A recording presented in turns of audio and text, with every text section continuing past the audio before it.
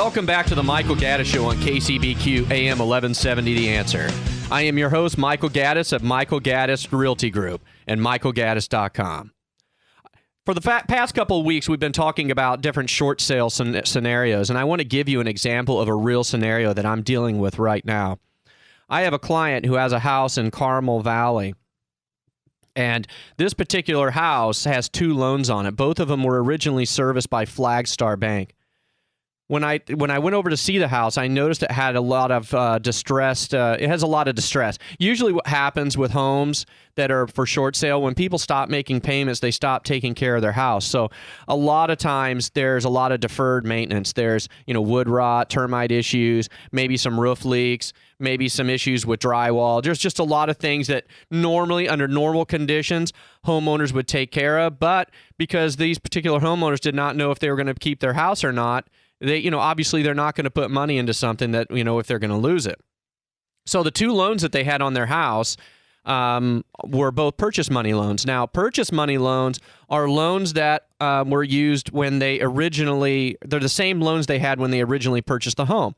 Now, purchase money loans under California law carry certain protections. One, and probably one of the most important ones, is that they're non-recourse loans, meaning the only ability that the lender has to do anything to recover is to basically recover the asset.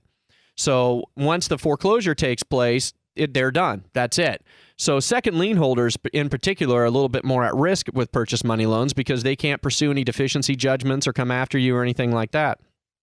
So in this scenario, we had 2 Flagstar loans, and it started off okay. The only problem we had initially was that when we put it on the market, we were having a little bit of difficulty finding an acceptable buyer because the property condition was so bad that FHA and VA buyers couldn't purchase the property because in order to buy a property through FHA or VA, the property has to meet certain standards.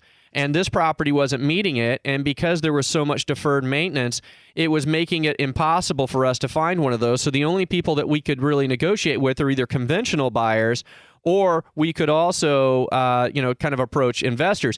But when you approach an investor, you know what's going to happen. They're going to lowball you. They're going to try to pick it up for as low as possible. So I knew when I was watching the trend of us having to drop price. Now, what we usually do is we try to get the highest, the fair market value of the house. So we set it out at basically fair market value. And then as we go along, if we're not getting interest or we keep getting opposition based upon the condition of the house, we'll drop it incrementally until we start getting buyers. And in this particular situation, it was very difficult to find a buyer. The other problem with this particular house is right near the freeway. And when I say it's right near the freeway, I mean you could take a softball and throw it and you'll probably hit the freeway. So we had a little bit of obsolescence issues as well as the fact that we had all the deferred maintenance. So, during this time, the first lien was transferred from Flagstar to another lender. Servicer. Now, when I got the servicing change noticed, I did not recognize the servicer. Now for me, that's alarming because I've been doing this since 2008, and I know pretty much every servicer out there. So what that told me is when I don't recognize a servicer, that it's probably a very small investor that purchased this note, and that this particular servicing company was going to be difficult to deal with because usually the people who buy these notes like this are not in it to really resolve situations or work with you. They're in it to foreclose. They have it's an investment tool. They buy these at a reduced amount. They come in, they get them through, they either foreclose on them or give them cash for keys, and then they try to basically, just get as much out of it as they can. So I knew it was going to be challenging. And I was right because the very first day that the transfer took place, I get a phone call, not from the servicer. I get a phone call from the investor. And the investor says, "Hello, how are you? I'm Mr. Investor, and we want to foreclose on the house." That's the very first thing they said. "Is there any way you think that they'll negotiate cash for keys?" So I had to explain to the investor. I said, "Look, I anticipated your phone call. So here's the deal. The house has a lot of deferred maintenance. We have the obsolescence issue because it's right on a major freeway." And I said, "And we've been trying to market it for some time." Now, thankfully, The day before the guy called me, we finally found an FHA buyer that was willing to come in. Now, you said, well, Michael, I thought you said that you couldn't use an FHA buyer. Well, this particular situation is different because the sellers and the buyer had agreed that they were both going to pitch in and try to get the property up to FHA standards before the appraisal came out. So it's very unusual because most sellers won't put any money into a property, but these particular sellers did not want a short sale for many reasons, and they were willing to invest some money in order to fix it. So, thankfully, when the investor called, I had an offer in place, and I told him I do have an offer, and the offer that we were given by the agent, the other agent, was a very reasonable offer. It wasn't one of those super lowball ones that they're going to laugh at.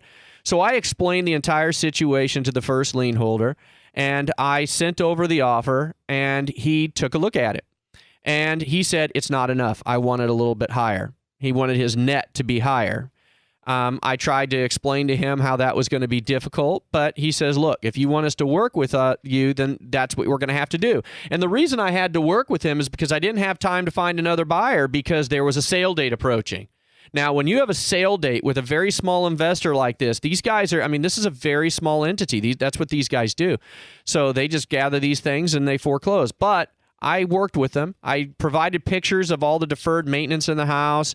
I showed them what our plan was and how the sellers were actually going to contribute to it. And then I went to the buyer and told them they needed to increase their offer in order to make this happen. And the buyer said yes. So I went back to the investor, and the investor says, okay, why don't you go ahead and I'll issue approval. So he gave us an approval till October 27th. Now, the wild card in all of this is the second lien holder. The second lien holder was Flagstar. However, when we called in to provide borrower's authorization and submit a short sale package, we were told that the servicing had been transferred, the loan had been sold. Now, we didn't get any documentation to support that, so I inquired with the buyers, did you get any information about a sale of the second lien? They said no. And I said, well, that's weird. So we started hitting really hard Flagstar's customer service department saying, what's going on? What's going on? What's going on? And we kept getting the same answer. Nobody could find the loan. They said it must have been service transferred. So we were hitting a roadblock, and the time is ticking, remember, because we have a definite date to close this loan. So I had to take steps. The extraordinary steps. I had to step out of my real estate broker shoes, and I had to step into my lawyer's shoes. So what did I do? I approached the legal department of Flagstar, alerted them to the problem. Now, I have to give Flagstar credit here because Flagstar's legal department really jumped on top of it. They responded to me within a very reasonable amount of time. They said they were investigating.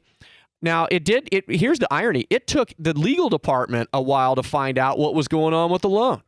So she called me in the legal counsel for the Flagstar called me in a couple days and said, well, I'm pretty sure it's still our loan, but it's just the way it's categorized, it's being transferred around. She had difficulty finding and locating the person that I needed to be talking to.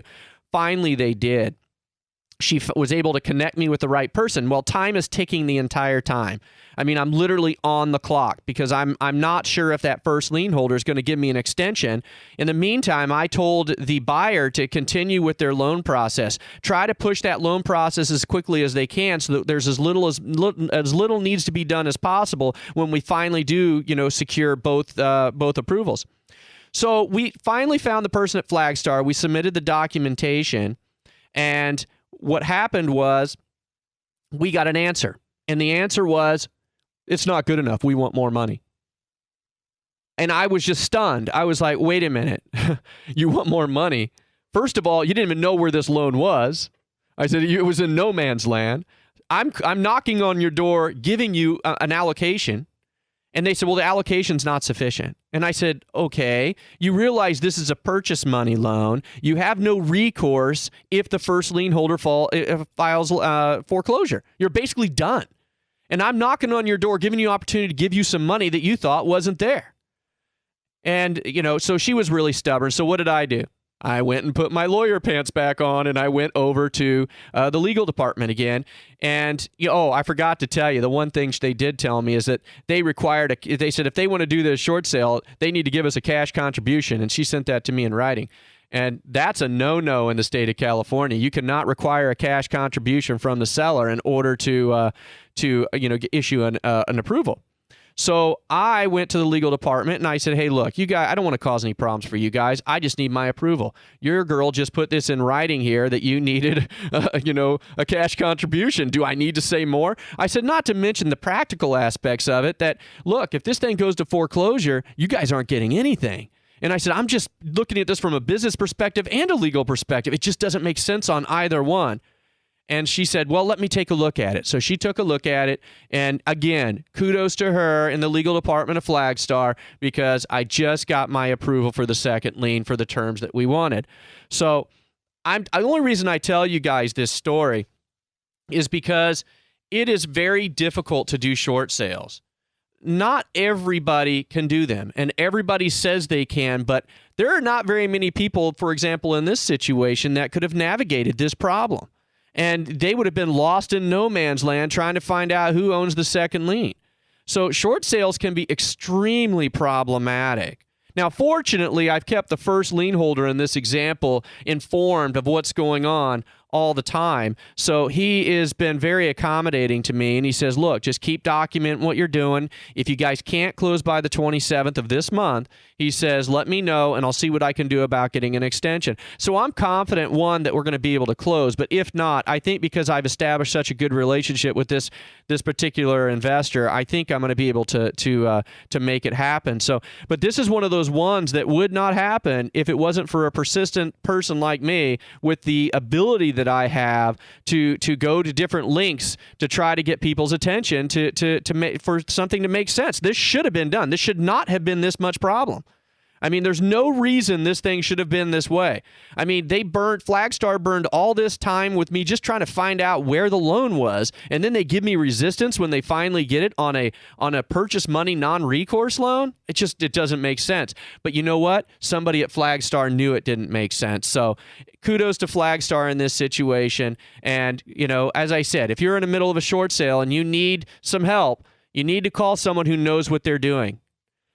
So up next, I have a very special guest coming into the studio. After the break, we will talk to Brian Andrews, one of San Diego's top construction defect attorneys. You are listening to The Michael Gaddis Show on KCBQ AM 1170, The Answer. If you've got questions, we've got answers. AM 1170, The Answer.